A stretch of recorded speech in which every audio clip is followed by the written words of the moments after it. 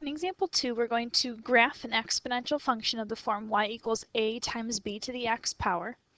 Once we graph that, we're going to identify the y-intercept, the asymptote, the domain, and the range. So we have quite a few things to be doing in this actual example. So we want to graph the function y equals 3 to the x power. So notice that our a is just going to be a 1 here. The b is a 3. So since that b is greater than 1, we know it's going to be an exponential growth function. So what we're going to do here is we're actually going to create an xy chart. So we can plot some pretty simple points here. So I want to plot both positive and negative numbers.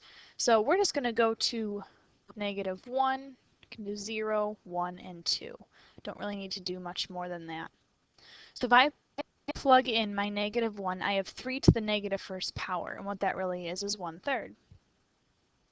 If I plug in 0, 3 to the 0 power is 1.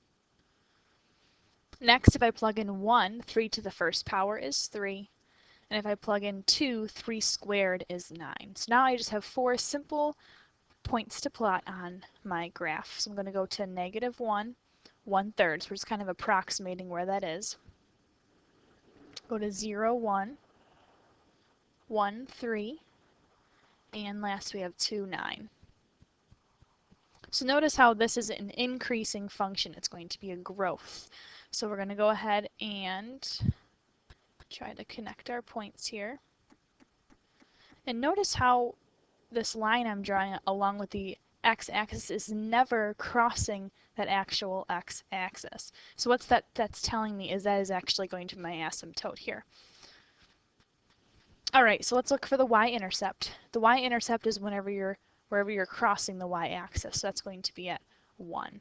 So we can say it's at the point 0, 1. The asymptote we just said would be this line here, that it's never crossing that x-axis. So the asymptote is going to be the x-axis. Or you can say the line y equals 0.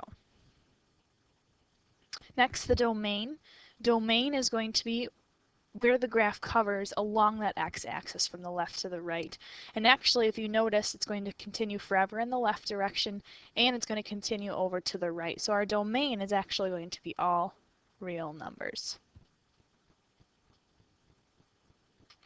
Now here the range, we're going to look at where that asymptote starts, and that's at y equals 0, and it's everything above that. So that means our range is going to be y is greater than 0. So notice it's not greater than or equal to 0 because we don't want to include 0. It's everything above that. So our range is y is greater than 0.